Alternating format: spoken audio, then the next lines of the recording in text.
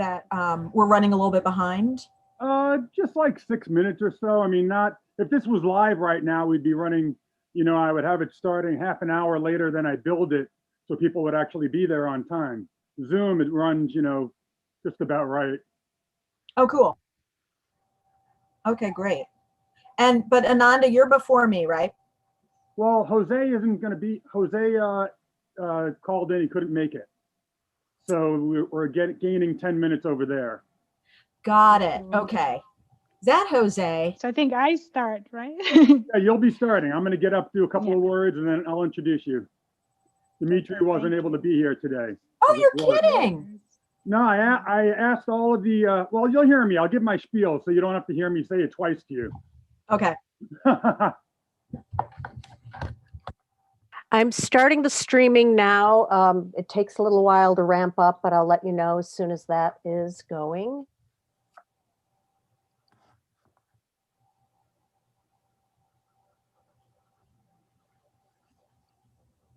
Interesting, it's on YouTube. I see it on Twitter. I'm going to reload Facebook. Come on, Facebook, cooperate. You're kidding. And we're on Facebook. Terrific. So I'm going to start recording now. You tell me when. All right. And we are now recording and we are live and I'm going to go on mute. It's all yours, Dave. Great. Hey, everybody. Thanks, Marianne, so much. That was wonderful. I didn't realize that you moved to Maine. Pretty awesome. So anyway, I'm David Kirschenbaum, everybody. Welcome to the 2 o'clock hour. This is Welcome to Boog City 14.5. You might be wondering why it's a 0.5 festival. The first 7 festivals that we did in August or September were anywhere from 3 to 5 days. Then I decided to introduce a President's Day weekend festival, and we were doing that smaller, making it like, 2 or 3 days, something like that. So I made it a 0.5 instead of a whole. So in the fall, we'll be doing Welcome to Boog City 15. We're really excited for that, our 23rd festival. And as I mentioned earlier in the day, every person is being introduced by the person who booked them. So if you have any complaints, if you hear somebody read in my set and you're like, oh my God, that's the worst poet I've ever heard, you'll know it's David Kirschenbaum's fault. Right now, I'm going to be introducing Dimitri Reyes as poets because Dimitri is working. He's unable to be here. So don't blame me for these poets if you don't like them. But I don't think you won't like them. I think you'll love them. So Jose Angel Araguz is unable to make it today. Jose, get better. And we're going to go right into the author of Motherland from Black Lawrence Press, forthcoming in this year. It's the winner of the Hudson Prize. Here is Ananda Lima. Thank you so much. Thank you, Dave and Suzanne and Boog City. It's so great to be here. And it's so nice to hear that I'm like Dimitri's poet. I like that. I'm always going to talk to him like that. I'm your poet. Yeah, thank you so much. It's so great to be here. And, I got some of the previous readings. I sort of switched between Facebook and Twitter. But it's all being very lovely. I'm going to read a few poems. I'm going to start with this one that is, I wrote early in the pandemic last year. So about a year ago, it's crazy. And I think these were much weirder. Like they're still weird, but like we're so used to it. They were very weird then. And this one is called Morning. I dreamed I was a Spanish onion. No, red. And when I sliced myself above the eyebrows, my insides were white. So orderly, my structure concentric. The circles of the dead trees. These days I wake aching. You never know if it's due to age or pandemic. Can't remember when it started. I don't cut onions anymore. Can't take that smell lingering on my fingers. I try to be gentle with my eyes. Now, when I stand by the sink, is to hear the soft crescendo of water filling glass. And think of when you slice it the other way, how it can look like the red inside, muscles on a tie. All right. All right. So this next poem is quite as a while after, and this I wrote right when we were waiting for the election. So it's going to refer to a Tuesday. It's that Tuesday that was coming up in a couple of days or something. Um, and I wrote it while I was homeschooling, inspired by my experiences homeschooling my son. And we have a lot of math manipulatives like cubes and lines and rulers and stuff like that. And it's called, let me bring it back, Geometry Lesson Before the Election.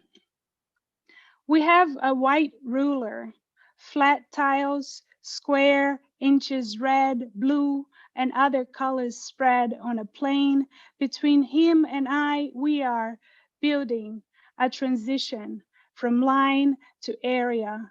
We'll just do the same again, I tell him, like we did when we started.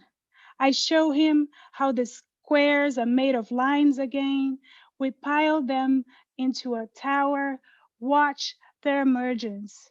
Cube out of square, out of line. Sitting still, we let the three flicker somewhere inside us. I hold my picture and try to do the same again, to see how to add time to our model. I think camera, complete darkness, or dark enough for an open shutter. The strobe building out of repetition, like flat square tiles repeating themselves into a cube. The strobe repeating my son and I into a zoetrope strip, now and before. Like here and there, I make myself consider. Here, me looking at him, tracing his pencil along the ruler. There he is, putting down the first tile. The strips piled, I make myself consider. All still, all already there. Me almost writing 2016 when dating this now, already gone. Tuesday waiting for us already gone. The tower disassembled, the ruler already put away. All right. Okay, so these were sort of like the bookends of my last year, I think. A weird time. I have to twist this. There you go. Now I'm going to read a couple of poems from the chapbook that just came out in December called Amblyopia. And amblyopia is like a vision condition, which is just basically like lazy eye. I have a little bit of it and my son has a lot. But there's all these side effects associated with it that I didn't know until I was working with him. But when I went to the doctor to talk about his difficulties reading and with vision, he's describing all the symptoms. And I'm like, wait, doesn't everybody have that? You know, he was describing me. I just didn't know anything about it until I went there. I thought either everybody had the same things that I had, or that they were just quirks of my personality. And it turns out they are all involved this amblyopia condition. So this one is called amblyopia. I close my right eye, meu olho direito, and see everything, tudo, que my mother, my father, meus pais didn't know to do then. Not a matter of laziness, the doctor says. It's more of a suppression, a lack of focus. Think of the right eye as a bully. Think of the left eye as too weak to fight. Think of the two eyes unable to work right together. And I was left, grown, done with the plasticity of a body that is still building. A gift said not to last, and I was left with a speckled Super 8, the grainy film, the faint dark surface of an old mirror. All right. Okay, so I have another one called amblyopia, and it's two amblyopias because it has a lot, amblyopia has a lot to do with how the two eyes work together. So amblyopia. I learned to delight in gifts of myopia, the smudged edges of buildings in the distance, glass freeing itself from thinning outlines, the peach pink sky blended with its reflection. So cute how I never know where I am. Tilting my head, twisting my map to match the names, the grid I contain in my squint. How I hold a pen to tell what's right, how I guess from the phantoms what is left. I could laugh, the faint lavender fragrance, my condition a pastel tinged party trick. Watch me get lost in my vapor. Watch me get by into thickens into clouds, condenses down into my son's eyes. All right, let me see how many I have to go. I have a couple more to go. So this one is called Aurelia y Ouvido, which is the two words that you have for inner and outer ear in English, but we have very different words. And it's part of this amblyopia set of poems because I'm also teaching him how to read. So there's a lot of phonics involved, and I have this accent that really gets in the way. And it refers here to the word ear, like 2020, 2021. And ear, this ear, which to me sounds the same, but some English speakers say them differently, but not for me. It just sounds the same. Aurelia y ouvido. He shows me the difference between ears and ears in vain. I say there are two words for it in my language, mine and his too. I correct myself. This one word for the outside, bare skin, curled, blind baby mouse, and another for the inner part, just ours, which nobody sees. And he says there are two ways to say it in English too. Index finger to a side door to his brain says inner, bends his ear as if to say, see? Cartilage, a great closing argument. I say, yeah, but it's not the same thing. And what I mean, stumbling, is it's the same word in English. I say it slowly, ear. All right. Good. So those were the amblyopia poems. This is a newer poem, and it's called Parallax. The moon fixes at us, the circular visor behind the eye of a sniper. The glass car window still nearby, trees and electricity poles run like a herd.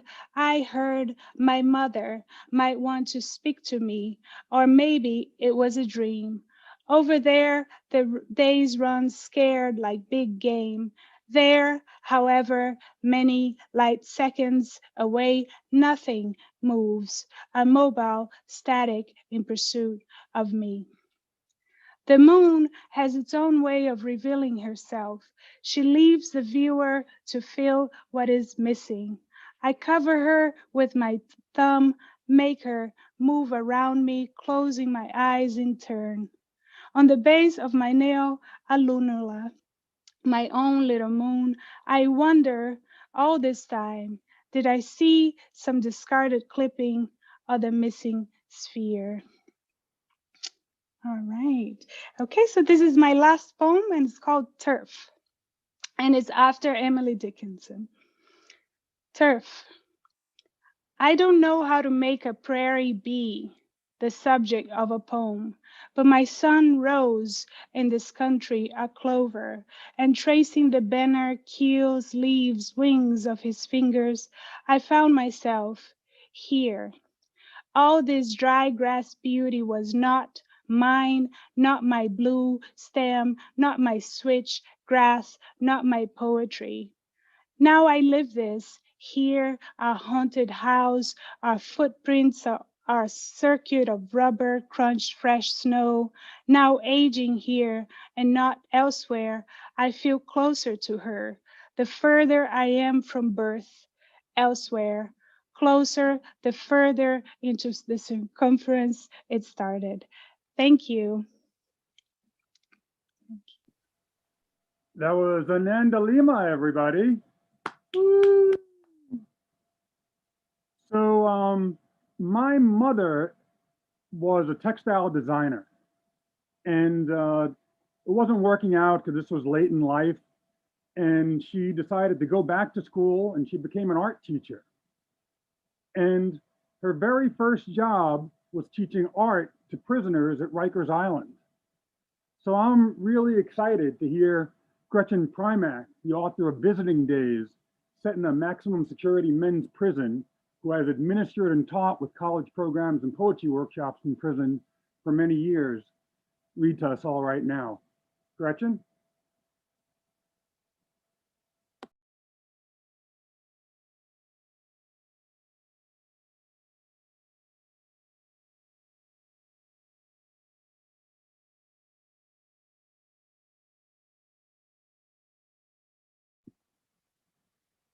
Gretchen, unmute.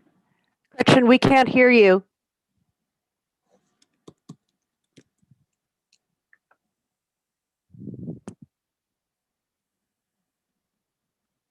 Gretchen, can you hear us?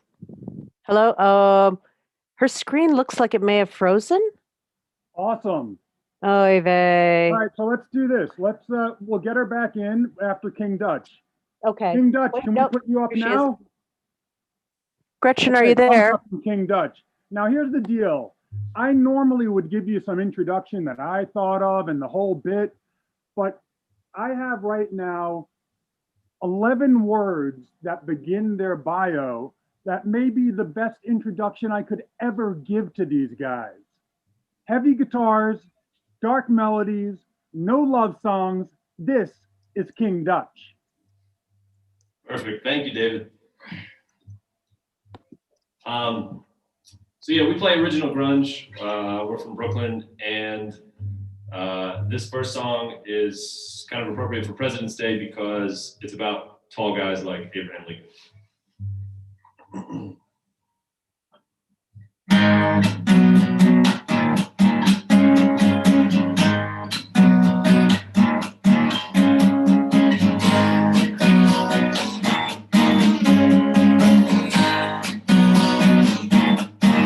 When you're a giant, it's kind of a thing. You need to go to country branches when you're out in the rain. When you're a giant, nobody feels bad, 'cause you grab it on the rebounds and make it on the boys' man. No one knows what it's like to have your head stuck in the clouds. So misunderstood, so high above the ground. When you're a giant,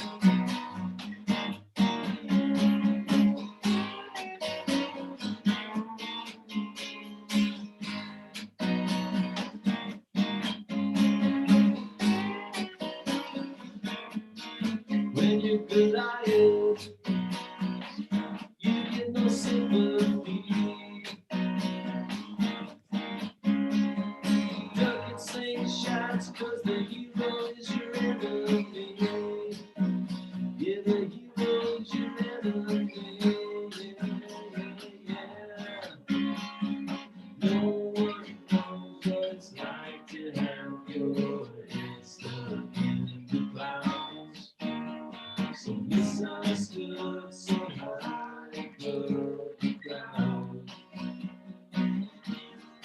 When you're a child.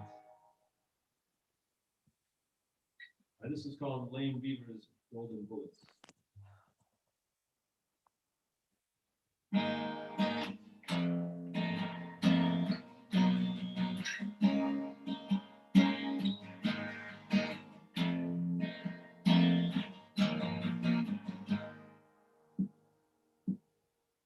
Lane Beaver was a man who lived beyond his name. Got it man cool and let his down and his brain. Your day staked his body down, face on the graves. Shot his golden bullets there, never fought again.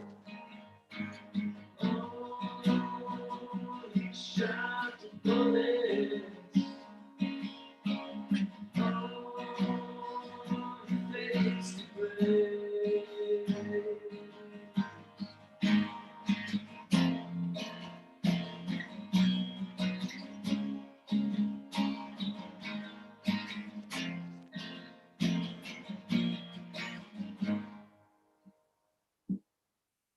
Well, Jackie was a man, with many sons his name.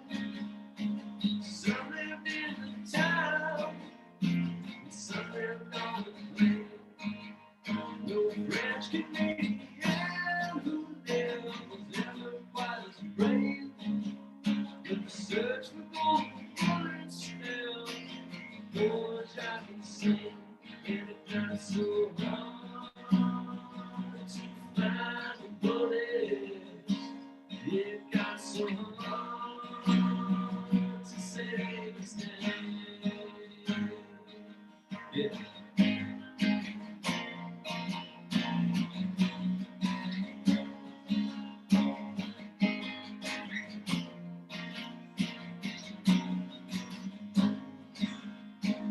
What are you gonna do, my friend, when it all comes crashing down? What are you gonna say to them when the world comes to town? Now Levi was a man, traveling across the range. He cared for make a stir to save his family from his shame. He met up with a dark-haired girl, and to be his fame. When he laid her body down on his final bed, oh, she had the bullets. Oh, he saved his name. What are you gonna do, my friend, when it all comes crashing down? What are you gonna say to them when the world comes to town? What are you gonna do, my friend, when it all comes crashing down? What are you gonna say to them when the world comes to town? You'll leave out with his name, Jacques and Sue, leave people with his fame.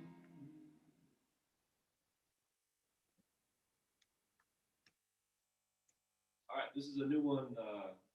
Thanks guys. We're happy to be here at the Boog City Festival. This is a new song called "Child of the Gods."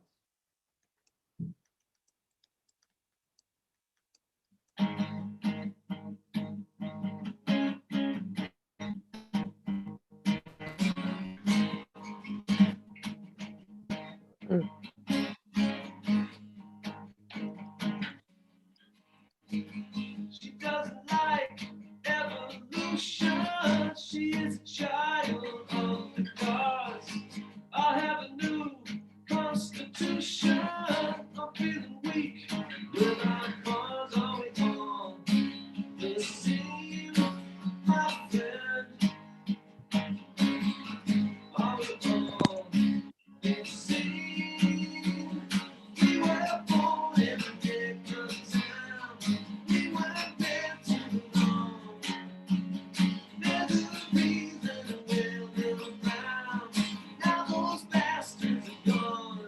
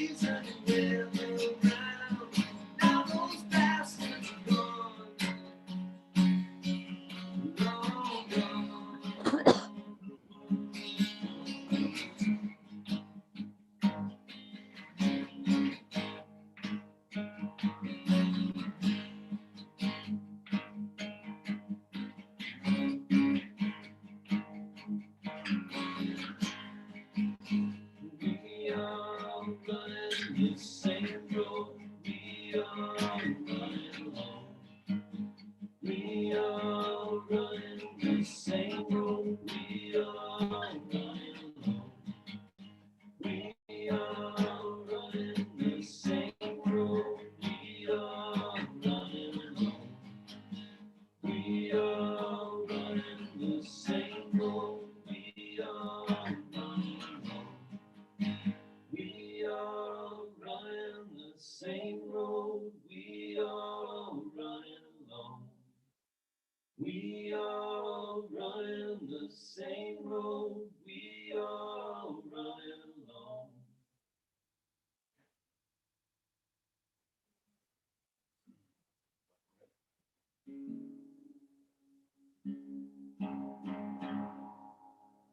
The song's called Black and the Red.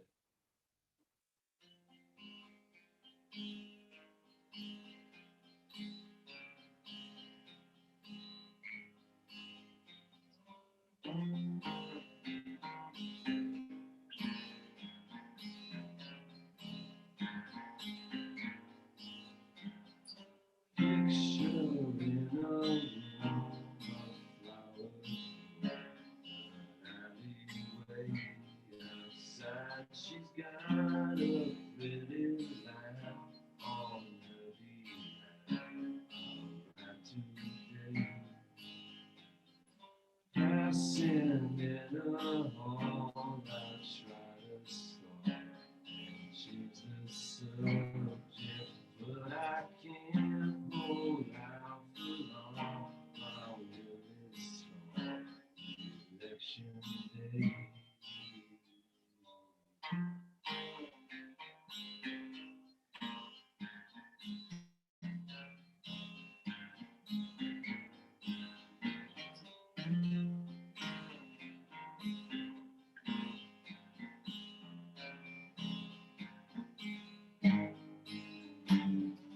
Lying wide awake and I'm afraid I can't assume. But it older, the voice inside my head. Crying when it's waiting, now it's just me and you. A little older and black and in red. In red, out of the black into the red. Red, out of the black into the red.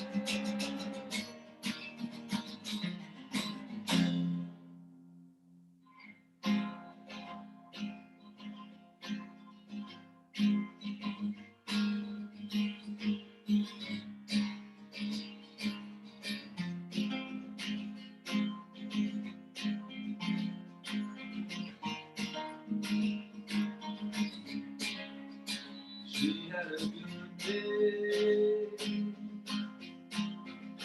for drum pictures. It was a good day. You didn't miss her. Lying wide awake and I'm afraid I can assume I'm looking older than the voice inside my head.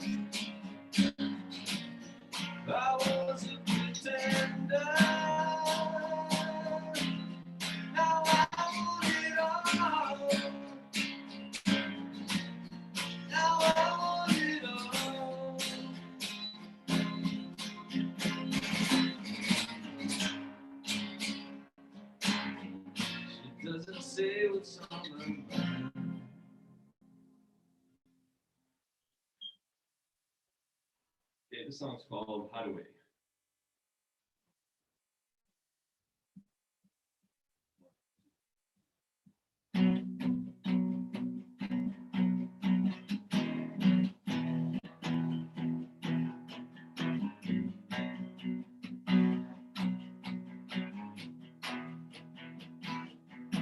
So you're here at the end of time. Don't know which way to go. Well, better make up your mind. Why you still got something to show. And you find you're an actor and nobody's play. In your mind, it's endless repeating the phrase. Why go straight for the flame? You know you must be quite insane to go through all that pain and all the shouting.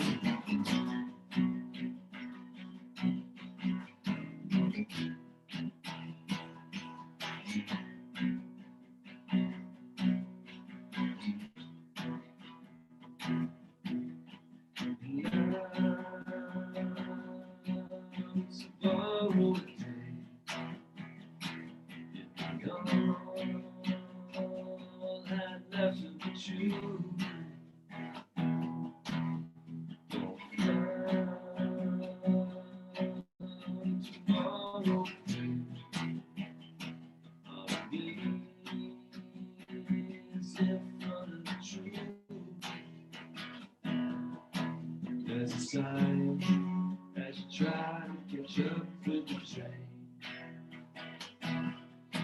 In your mind, the same old incessant refrain.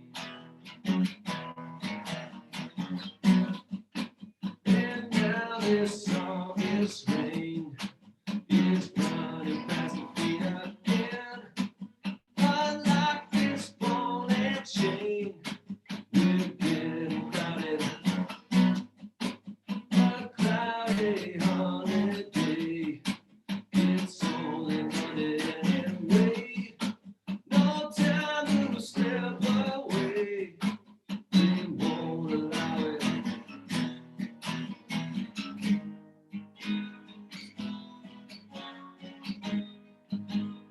Trying to catch you away. Smoke on the beach in the day. Wondering how to say. Trying to get you away.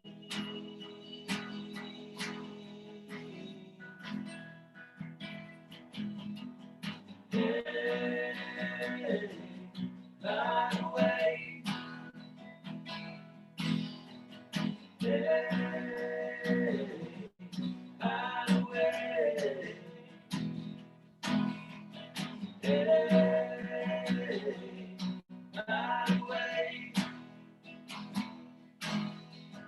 Hey, hideaway. Yeah. 1, 2, 3, 4.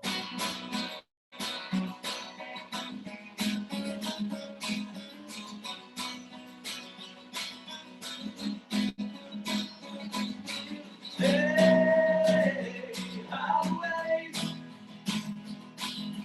Hey, highway. Hey, highway. Highway. Highway.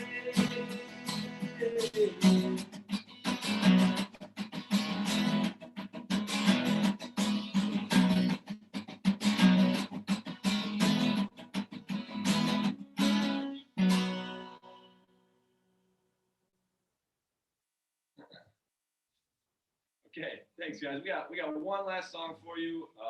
This is a song called Back from the War.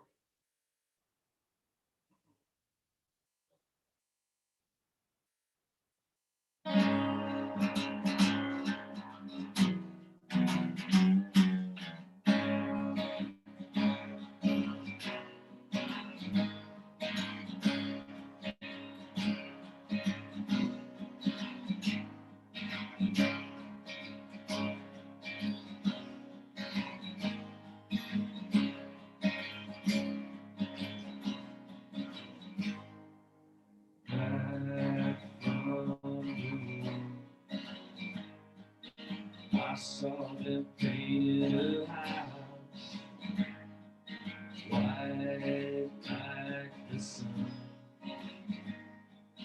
Might be a sign from someone I've been dreaming aloud, thinking about now.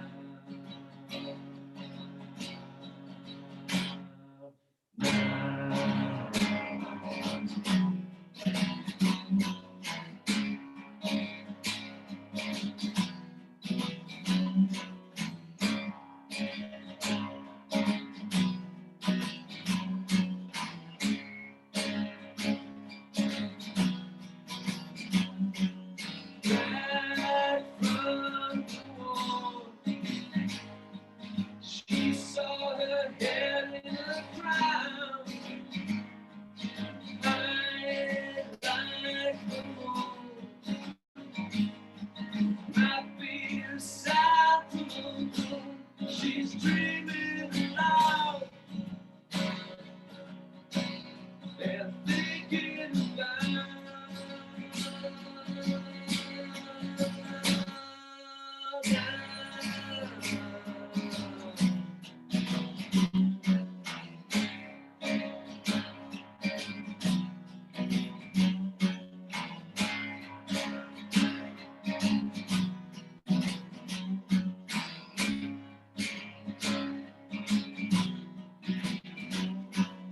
How many days does it take to leave something?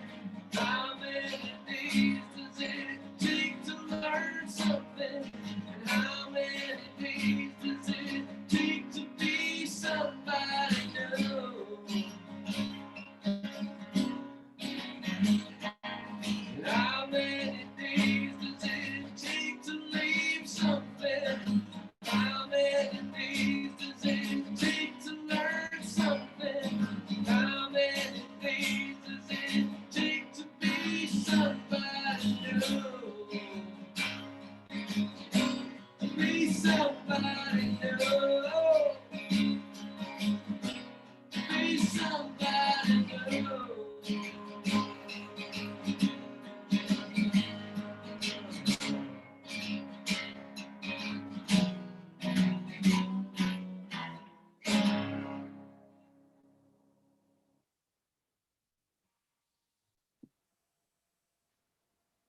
Thanks, guys. Thank you. This is Caleb. I'm Ryan. We're from King Dutch, and you can check us out on all the social media sites. KingDutchMusic.com is our website. Thank you, Boog City. We look forward to seeing the rest of the performances today. Great, thanks, guys. That was wonderful. So I'm excited to tell you that we've gotten Gretchen Primack back. Everybody, the author of Visiting Days. Set in a maximum security men's prison, she's administered and taught with college programs and poetry workshops in prison for many years. Here's Gretchen Primack. Hi, everybody. I hope you can hear me okay. Sorry to have been lost in the wilds of Wi-Fi crap. We got you back. Yay. Yay! All right, so I will indeed start with a few poems from Visiting Days, which is what David just mentioned, which had its genesis in me teaching in prisons for so many years that a lot of my friends became people who were currently or formerly incarcerated, and they're really the inspiration and the first readers of this collection. Most of the poems are persona poems, so they're in the voices of people who are either incarcerated or are visiting people who are incarcerated. So I'll start with Ismael. So Ismael is in the laundry as he's thinking these words. I should mention that all of these men are imaginary. The people that I know, who I'm friends with, they can speak for themselves. So these are imaginary characters set in an imaginary prison. Ismael. There is a musk that won't boil off in bleach, a white as yellow as an old eye. There's a sound like a train juddering under the river, pushing through with its forehead, pushing through my forehead. And I fold. Sisyphus knows this room and the mess line down the hall and the line behind the swinging kitchen door. He knows these net bags full of green, the skin of us, a green not found in nature, our DIN numbers above the pocket, the number on our green skins sealed in cinder block. No one wants what is state issue. Most clothes, state issue. And I fold and push the canvas on its tired black wheels. What you can wear, non-state. Solid red, solid yellow, purple. No blue, no orange. No patterns, no black. So prison labor is something that interests me a lot. I used to be a labor organizer, and one of the prisons where I've spent a lot of time had a mattress factory in it. And so the New York State Department of Corrections website talks about what happens in the mattress shop. And it says the materials produced by the mattress shop are standard items used in state and local facilities and universities around the state. So here's Ernest, who works in the mattress shop. Education is part of this. For instance, I had to get my GED to work here. And for instance, my work will lie under a student at Buffalo State. On my clothed buttons lie students about to get laid. Students dreaming of books and getting laid. Dreaming of stories and science. Never dreaming of their mattress. Never of its tufting machine operator or tape edge operator.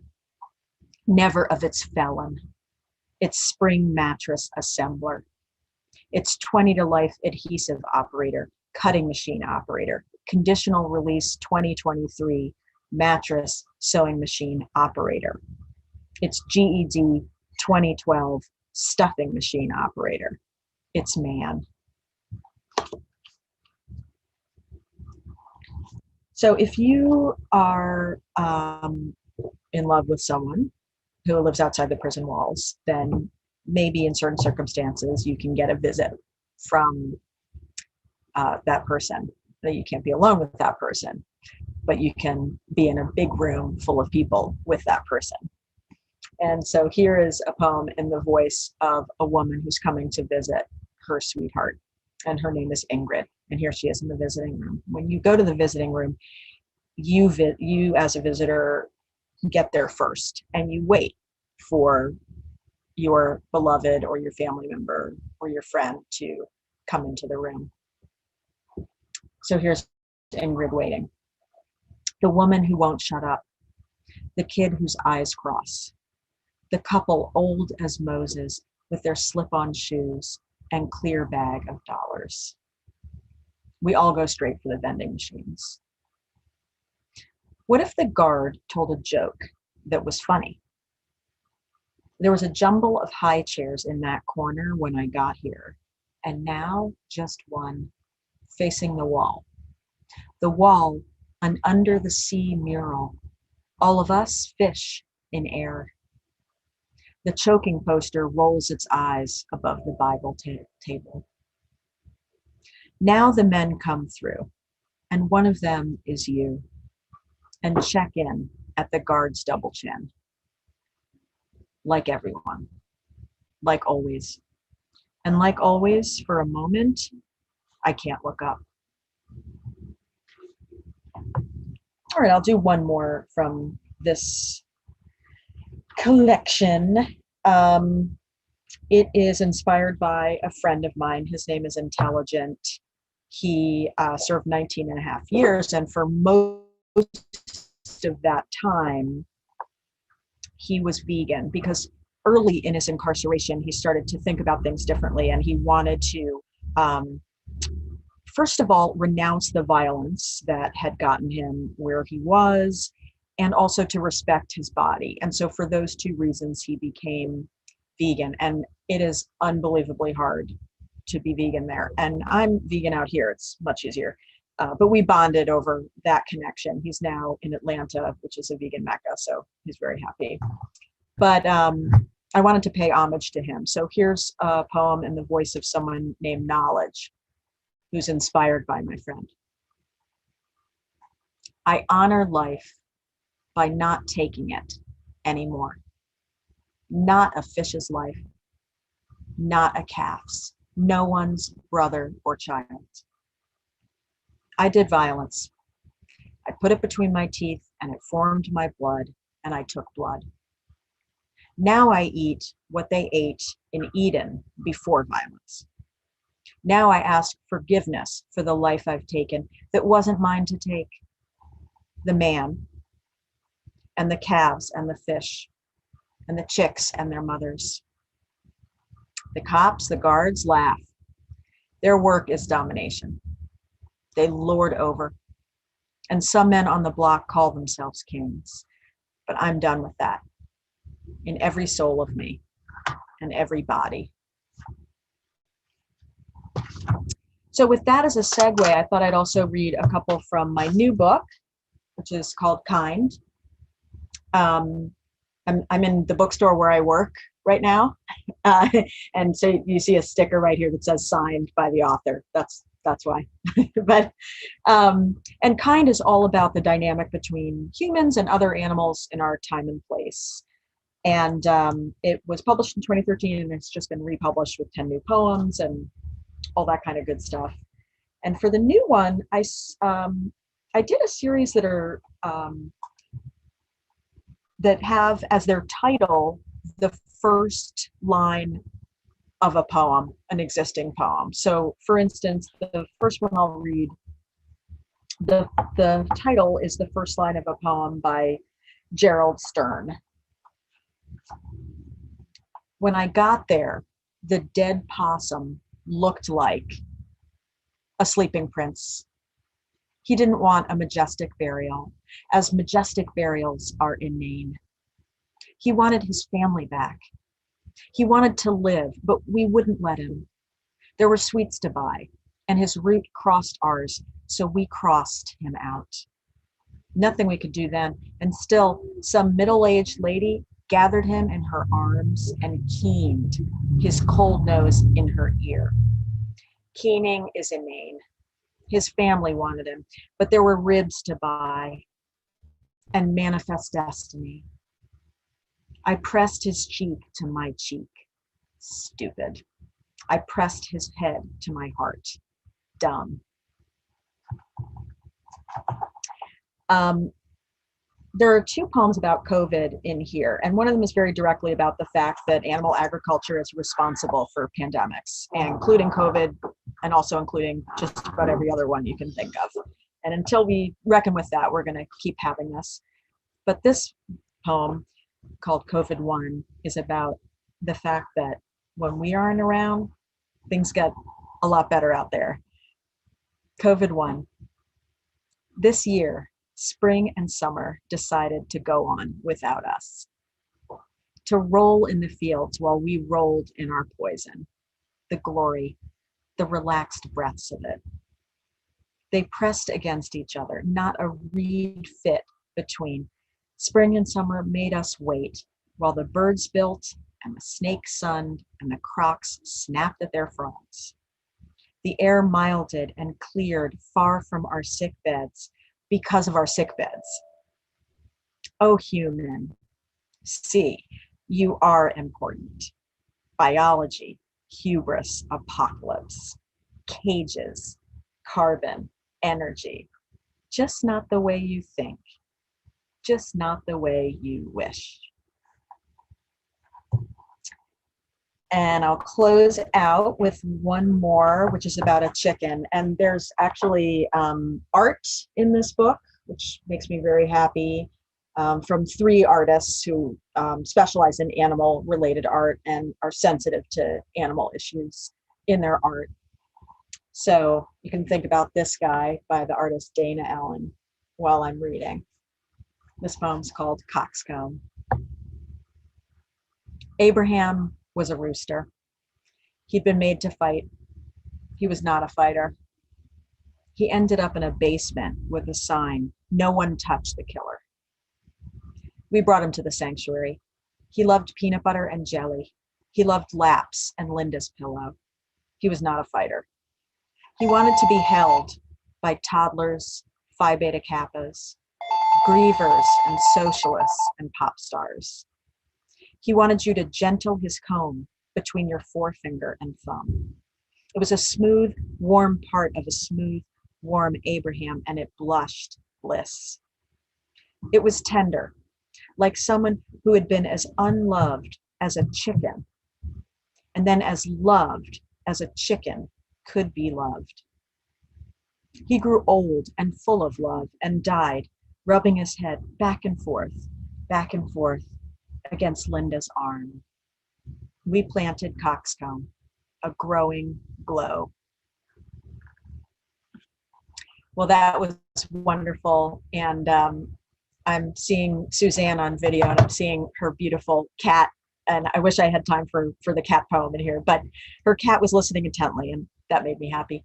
Thanks so much for She letting was me be part of it. riveted. My cat Violet was right up against the screen going, oh, who is this? She's gorgeous. Oh, thank you. Yeah, she loves Zoom sessions for some reason. Every time I have a Zoom poetry, she's right there next to me. Oh, look at that. Oh, how beautiful. We Yeah. need a pussycat. Love you. Thank you so much. This was Thank a you. really, really amazing reading. We're at the end of our set, so I'm going to stop recording now and stop the live stream. And it looks like Dave has run off to the next set. So see you guys in the next set. Thank you so I much. like those Thank poems. you. Thank you.